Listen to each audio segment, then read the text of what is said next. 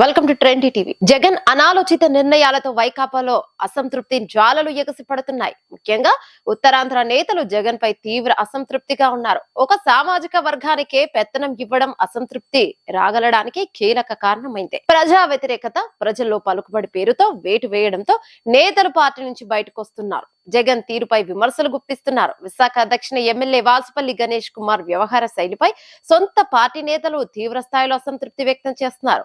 మరోసారి వాసుపల్లికి టికెట్ ఇస్తే పార్టీని వీడతామంటూ ఇప్పటికే కార్పొరేటర్లు రాజీనామాలకు సిద్ధమయ్యారు. గాజువాకలో ఎమ్మెల్యే నాగిరెడ్డి స్థానంలో ఊరుకోటి రామచంద్రరావును నియమించడంతో అక్కడ వర్గ విభేదాలు బగ్గుమన్నాయి.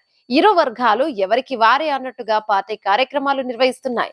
విశాఖ పశ్చిమ నియోజకవర్గ బాధ్యుడిగా గతంలో మాజీ ఎమ్మెల్యే మల్ల విజయ ప్రసాద్ ఉండేవారు. ఆయన్ను మార్చి విశాఖ డైరీ చైర్మన్ అడారి ఆనంద్ కుమార్ ను సమన్వయకర్తగా నియమించారు. దీంతో మల్ల విజయ ప్రసాద్ తాజాగా తన అనుచరులతో సమావేశమయ్యారు.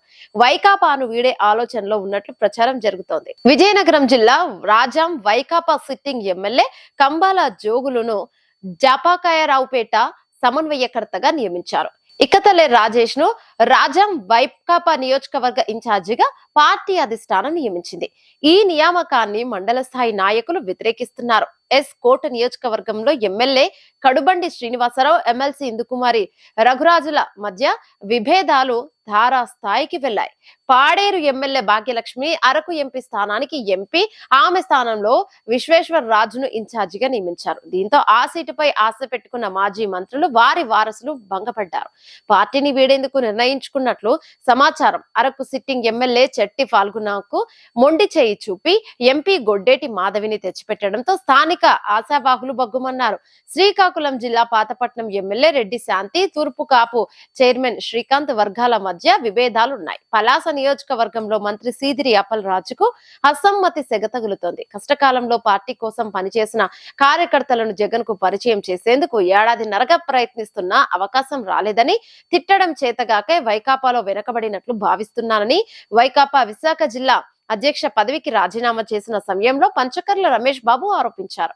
తర్వాత ఆయన జనసేనలో చేరారు. పార్టీ ఆవిర్భావం నుంచి వెన్నంటే నిలిచిన ఎమ్మెల్సీ వంశీకృష్ణ శ్రీనివాస్ రాజీనామా చేసి జనసేనలో చేరారు.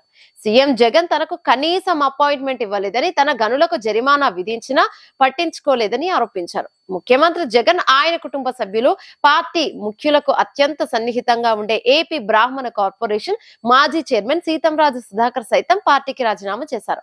అనకాపల్లి జిల్లాకు చెందిన మాజీ మంత్రి, వైకాపా రాష్ట్ర ప్రధాన కార్యదర్శి దాడి వీరభద్రరావు కుటుంబం కూడా వైకాపాలో తమకు తగిన ప్రాధాన్యం లేదంటూ పార్టీని వీడారు. ఈ వీడియో మీకు నచ్చినట్టయితే లైక్ చేయండి, షేర్ చేయండి, కమెంట్ చేయండి, సబ్స్క్రైబ్ చేయండి.